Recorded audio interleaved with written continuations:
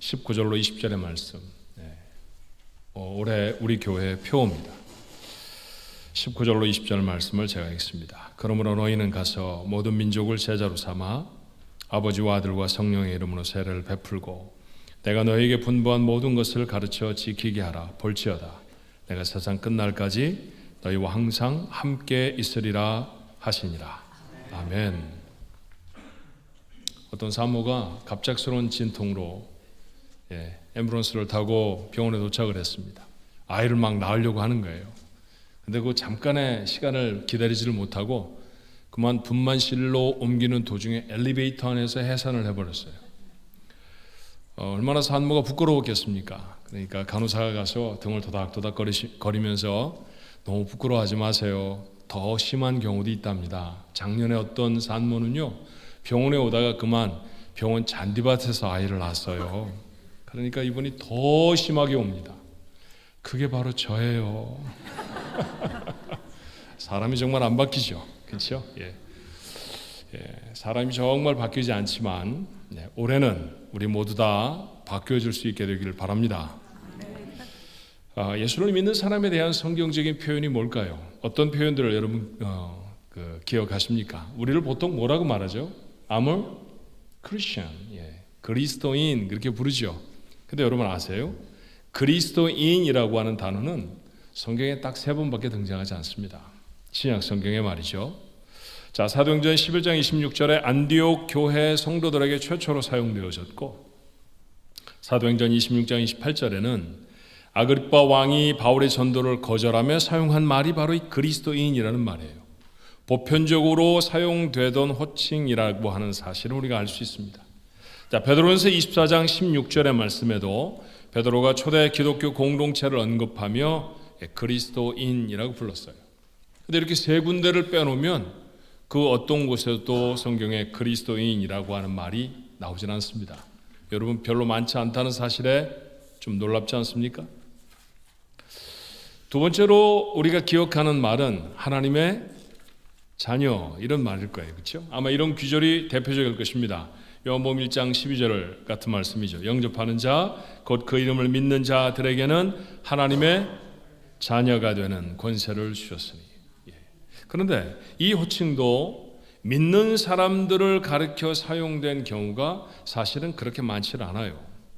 사실 하나님을 믿고 예수 그리스도를 구주로 받아들이고 난 다음에 사람들을 칭하는 더 많은 말, 가장 많은 용례는, 가장 많은 호칭은 제자라는 호칭입니다. 여러분 베드로, 야고보, 요한, 안드레 처음 예수를 믿은 사람들이죠. 우리는 그를 누구라고 부릅니까? 예수님의 제자 그렇게 부릅니다. 신약 성경에는 놀랍게도 제자라고 하는 단어가 300회 이상 등장해요. 숫자만 놓고 보면 그리스도인 3번밖에 나타나지 않는다고 했죠. 그런데 제자라는 말이 300번이나 나타난다고 하면 그리스도인이라는 말보다 제자라고 하는 호칭이 100배나 중요하다라고 하는 뜻일 수도 있어요. 그런데 우리는 여전히 제자라고 하는 말보다는 자녀라든지 그리스도인이라는 말을 더 선호합니다. 왜 그럴까? 혹시 이유가 이런 것이 아닌가 하는 생각이 들었습니다. 자녀라는 말은 특권을 강조하는 말이잖아요. 그렇죠? 자녀들이 가지고 있는 부모들에 대한 특권이 어마어마하잖아요. 늘 우리가 나누는 얘기지만 내 것은 아버지 거는 다 내 겁니다. 그렇죠? 내 거는 내 거죠. 아빠 거도 내 거고 내 거도 내 거니까. 얼마나 대단한 권세입니까? 그래서 우리는 하나님의 자녀라는 말 참 좋아해요. 그렇지만 제자라고 하는 말은 어떤 의무가 강조되는 무엇인가를 해야 하는 것, 공부를 해야 된다든지 또는 헌신을 해야 된다든지 이런 말이 그 안에 담겨져 있기 때문에 좀 부담스럽지 않은가 하는 생각이 들었어요. 그렇다고 하면 우리의 신앙생활을 좀 점검해 볼 수 있지 않습니까? 우리는 믿음의 특권을 누리는 것에 대해서는 대단히 관심이 있지만 믿음의 짐을 지는 것에 대해서는 대단히 인색한 사람들일 수 있습니다. 이런 것을 균형을 이루지 못한 삶이라고 말할 수 있죠. 우리 영어 설교에서 여러 번 등장한 말처럼 성숙한 교회, mature Christian 혹은 mature church가 되기 위해서는 이 균형 잡힌 신앙생활의 모습이 되어져야 하지 않습니까? 자, 다른 방에서 점검해 보면 그렇습니다. 우리가 그렇게 좋아하는 자녀라고 하는 특권 누리고 사는가 하는 거예요. 말씀드렸던 것처럼 아버지 것은 다 내 것입니다. 그렇죠. 여러분이 가진 것은 다 누구 것인가요? 은행 거잖아요. 은행 거. 여러분께 있습니까? 사실은 다 누리지 못하죠. 자, 기도 응답이라는 것, 하나님 앞에 무엇이 구하면 그대로 주실 것이다. 여러분 믿으십니까? 근데 애걸복걸을 해야 줄 거라고 하는 생각이 왜 우리 속에 남아있는 걸까요? 우리의 자녀들은 부모들에게 이렇게 애걸복걸하지 않아요. 그런데 우리는 하나님을 아버지라고 실제로 부르면서 우리가 하나님 앞에 이래도 주실까? 이렇게 하면 정말 우리에게 허락해 주실 것인가? 라고 하는 그런 불편한 마음을 가지고 나아갈 때가 참 많습니다. 다시 말하면 자녀가 갖고 있는 프리빌리지, 특권과는 상당히 거리가 있는 삶을 산다는 것이죠. 이 이유를 진지하게 생각해 보신 적이 있나요? 어쩌면 우리는 제자됨의 삶을 다하지 못하기 때문에 자녀 되어진 권세도 제대로 누리지 못하는 것일 수도 있다라는 생각이 들지 않으십니까? 사실 하나님은 의무를 다하지 못한 불성실한 자녀들에게도 하나님의 자녀라고 하는 특권을 허락해 주시기는 해요. 만약 우리가 하나님의 기준에서 맞춤한 자녀로 살아갔기 때문에 복을 받았다고 하면 그것은 틀린 말입니다. 하나님의 자녀답지 못해도 하나님 우리에게 자녀가 누릴 수 있는 권세와 축복을 주셨습니다. 그래서 살아온 시간이 2024년이고요. 또 우리는 그런 담대함으로 새로운 해도 살아갈 것입니다. 하지만 우리가 하나님 앞에 온전한 그리스도인으로 살아가지 못하는 삶이 하나님이 주시는 복을 받으면 삶이 정말 풍성해지지는 않지요. 우리의 삶 속에 늘 죄책감이 그림자처럼 드리워져 있다는 사실은 또 어쩔 것입니까? 자, 그렇다고 하면 우리가 마땅히 져야 할 짐은 무엇일까요? 우리가 해야 할 의무가 무엇일까요? 11조를 해야죠.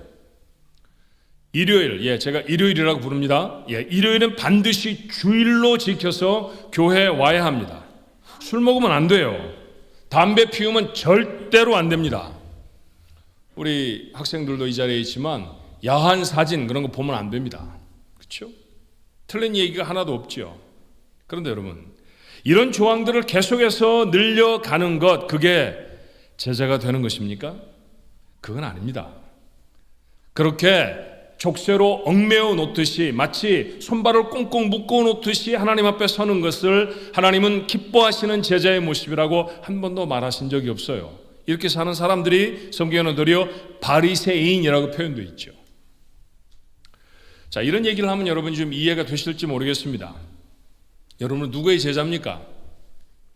제 제자가 아니라 주님의 제자입니다. 주님의 제자가 되어야 합니다. 자, 칼을 잘 쓰는 사람이 있다고 생각해 보십시다. 칼을 잘 써요. 번개검법의 고수에게 배운 사람은 검객 그렇게 배웁니다.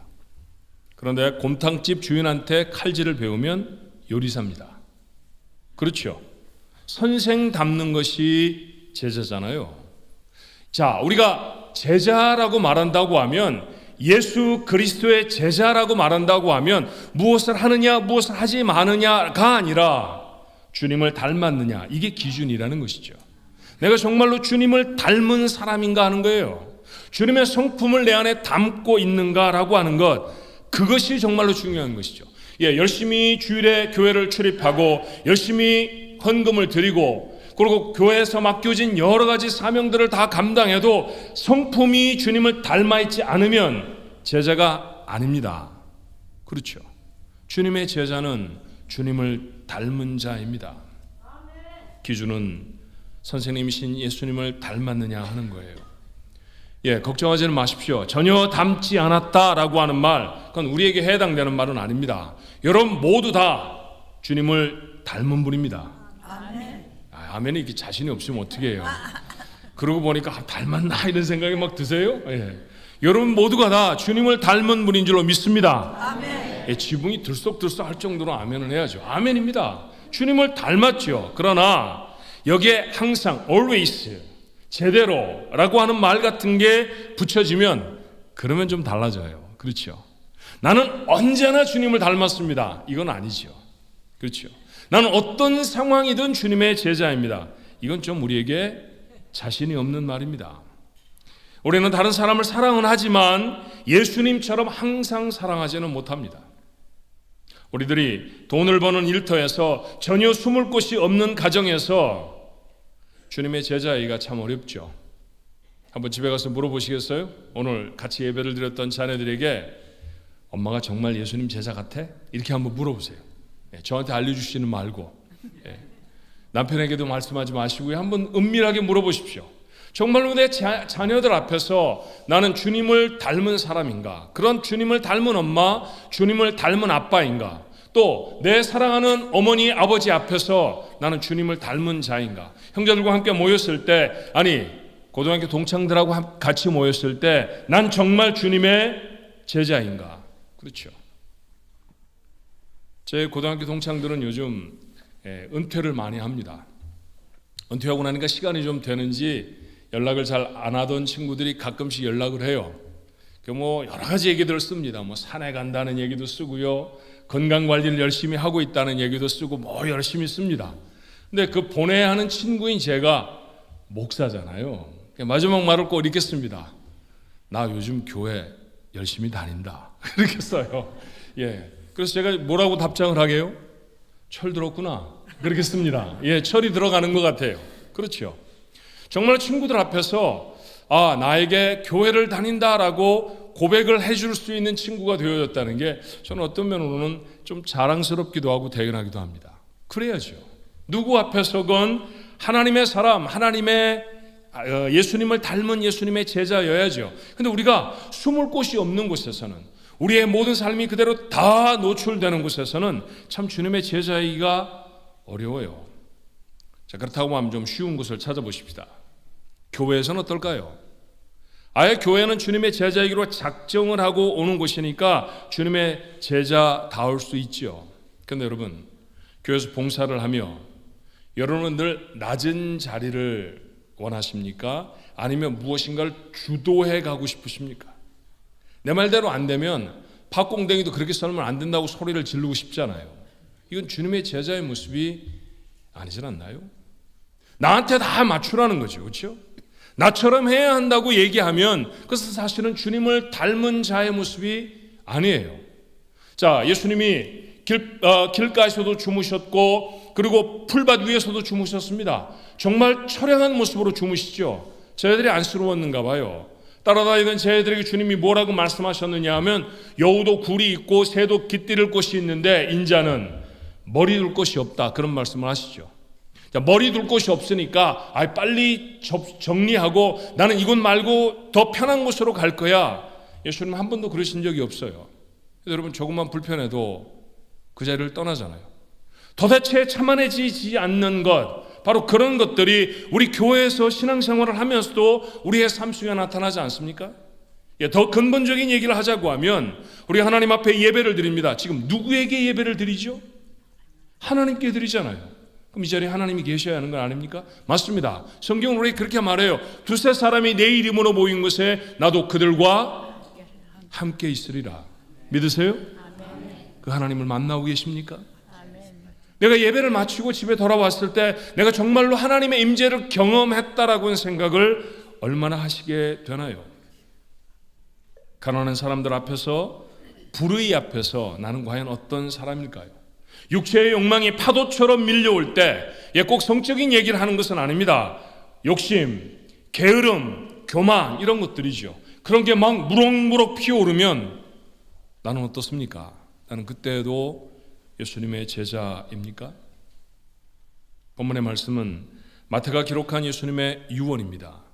제가 굳이 유언이라고 설명을 하는 것은 복음서에, 마태가 기록한 복음서의 맨 마지막을 기록하고 있는 말씀이기 때문에요.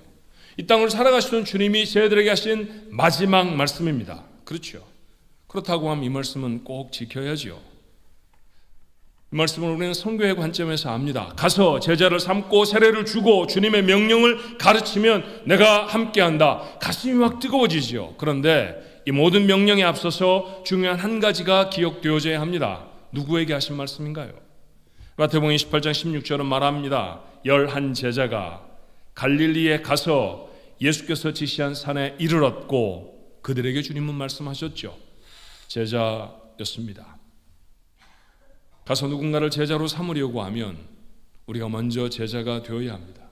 그래야 이 말씀을 듣고 열방으로 나가기도 하고 뭘 가르치기도 하지 않겠어요?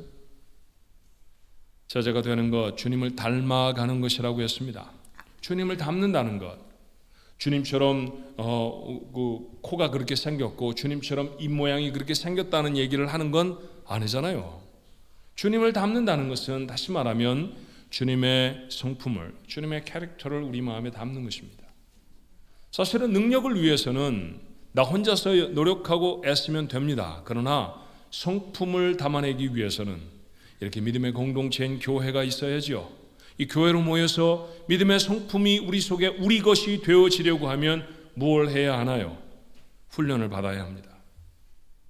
이런 말씀을 들어보신 적이 있을 겁니다. 생각은 행동을 낳고 행동은 습관을 형성한다. 그렇죠? 그 습관이 내면화되어지면 그게 성품이 되어지잖아요. 어떤 분은 이 성품을 제2의 천성이라고도 하고요. 그 인생의 복된 인생이 될 것인가 아닌가를 결정하는 것은 바로 이 두 번째 천성에 달려있다고 말하기도 해요. 기억하십시오. 좋은 생각을 하는 것으로는 주님의 성품이 만들어지지 않습니다. 주님 닮은 성품은 습관이 이루어냅니다. 습관은 반복적으로 행동해야, 반복적으로 행동하는 그 훈련이 우리에게 있어야 우리에게 이루어지는 것이죠. 우리말 속담에 구슬이 서말이라도 꿰어야 보배라는 말이 있잖아요. 구슬끼리 다 돌아다니면 그럼 별로 소용이 없는데 하나로 쭉 묶어놔야 팔에도 차고 목에도 걸어 목걸이도 되고 팔찌도 되어 그게 보배가 된다. 아마 그런 뜻일 겁니다. 좋은 생각과 좋은 행동은 훈련의 실로 꿰어져야 비로소 주님 닮은 성품이 됩니다. 그렇다고 하면 주님이 사랑하시는 성도들을 주님 닮은 제자의 모습으로 바꾸기 위해 교회가 부지런히 해야 할 일은 뭘까요? 훈련하는 겁니다. 훈련을 열심히 시키는 교회라야 하나님의 뜻에 맞는 교회라고 저는 믿습니다. 훈련을 통해서 날마다 주님을 닮아가는 주의 제자를 성숙한 제자, mature Christian, mature disciple이라고 말할 것입니다. 그 성숙한 제자가 주님의 마음으로 행하는 것이 뭘까요? 그게 바로 복음을 전하는 거예요. 사실은 복음을 전하는 것은 주님의 성품을 담고 또 담고 또 담아서 우리의 삶이 정말 주님이 원하시는 모습으로 예수님의 제자로 내면화되어질 때 정말 자연스럽게 나타나는 반응, 자연스럽게 나타나는 삶의 모습, 그게 바로 복음을 전하는 자의 모습이 되는 것이죠. 2025년 우리 교회 표어는 이미 영어 설교를 들으시면서 눈치를 채셨겠습니다만 복음을 전하는 성숙한 교회가 되는 것입니다. 복음을 전하는 성숙한 교회. 이쯤 얘기하면 화면이 떠줘야 되는데 우리가 복음을 전하는 성숙한 교회. 기도의 제목으로 바꾸면 이런 얘기가 되겠죠. 복음을 전하는 성숙한 교회가 되게 해 주옵소서. 그렇죠. 기도의 내용으로 바꾸면 그런 기도가 될 것입니다. 교회가 훈련의 자리로 여러분을 부를 때 사랑하는 성도 여러분, 순종하시기를 바랍니다. 아멘. 여러분을 훈련해서 여러분이 정말로 성숙한 성도가 되도록 훈련시키는 것, 그게 교회가 갖는 사명이라는 것이죠. 주님의 마음인 잃어버린 한 영혼을 찾아서 하나님께 돌려드리는 복음 전파의 기회가 주어지면 그러면 용기를 내어 그 자리에 서기로 해 주십시오. 여러분 인도 단기 선교 같은 곳을 가면서 단기 선교 좀 가시죠. 좀 선교에 가시면 어떨까요? 이번에 선교 가시면 참 좋을 것 같아요. 이렇게 말하는 교회는 성숙한 교회가 아닙니다. 자, 언제부터 인도 단기 선교를 갑니다라고 말하면 리스트가 너무 많아서 이들 중에 시험을 치르든지 아니면 성경을 얼마나 잘 외우는지 한번 실험을 해보든지 그러고 나서 출연해 선교를 보내는 여러분 그런 교회가 성숙한 교회잖아요. 그렇죠? 자, 우리가 며칠쯤 있으면 우리가 어떤 마켓 앞에 서든지 아니면 어떤 학교 앞에서 복음을 전하는 노방전도를 하겠습니다. 그런데 그날 가려고 하는 시간에 너무 많은 사람들이 모여서 이렇게 많으면 복음을 효과적으로 전할 수가 없습니다. 그러니까 일부는 교회에 가셔서 기도해 주십시오. 이렇게 말할 수 있는 교회가 되어져야 이런 교회가 성숙한 교회입니다. 그렇죠. 여러분, 복음을 전하는 것이 목사가 여러분에게 찾아다니면서 베깅을 해야 부탁합니다, 제발 좀 해주세요, 이렇게 말해야 되는 것은 아니죠. 그렇게 하는 교회는 결코 성숙된 교회가 아니에요. 여러분, 착한 마음을 가지셔야 합니다. 절대로 싸우시면 안 돼요. 교회를 하면서 왜 성질을 내시나요? 이런 말을 하면 이건 성숙한 교회가 아닙니다. 그렇죠. 여러분이 성숙한 그리스도인이 되어지기 위해 교회가 훈련하려고 하는 장소를, 훈련하려고 하는 시간을 만들어내면 그 자리는 여러분을 위한 자리인 줄로 믿습니다. 예라고 사인을 하셔야 돼요. 복음을 전하자고 하면, 예, 지금 나는 참 몸이 많이 아픕니다. 그날 바쁜 일이 있을 것 같습니다. 그런데 사인업을 하는 거예요. 그러면 바쁜 일을 어떻게 하나님이 정리해 주시는지, 내 연약한 몸과 내 부족한 상황을 하나님이 어떻게 복구해 주시는지 그럴 때 경험합니다. 여러분의 핑계를 잔뜩 달고 있으면 하나님의 사건은 절대로 여러분의 삶에 일어나지 않아요. 그런 모습으로 한번 서보시겠습니까? 2025년 복음을 전하는 성숙한 교회로, 복음을 전하는 성숙한 교회가 되옵소서 기도하는 성도들의 모습으로 하나님 앞에 설 때 성령 하나님께서 우리를 도와주실 줄로 믿습니다. 기도하겠습니다. 은혜와 사랑이 많으신 하나님, 성찬에 참여하며 우리에게 베풀어 주신 은혜가 얼마나 큰지 마음에 다시 담았습니다. 그러니 그 좋으신 주님을 닮아야 합니다. 주님을 닮아가는 자를 제자라고 하죠. 그래서 성경도 읽고 외우기도 하고 묵상도 하고 어떤 때는 성경 공부를 하기도 하고 하나님의 교회에 나와 훈련을 받기도 하지 않습니까?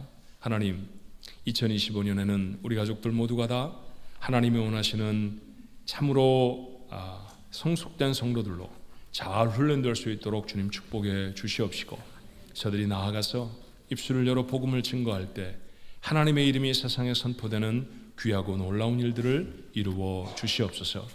54년 동안 하나님 우리 교회를 사랑하셔서 이 자리에 있게 하셨습니다. 이제 54번째 되는 해를 저희가 맞사온데 여전히 하나님 교회에 복을 주셔서 하나님을 기쁘시게 하는 귀하고 복된 교회 되게 해 주옵소서. 오늘 다짐하는 하나님의 사람들 속에 성령님 역사해 주옵소서. 성령님 참으로 우리 교회를 도와 주시옵소서. 예수님의 이름으로 간절히 기도하옵나이다. 아멘.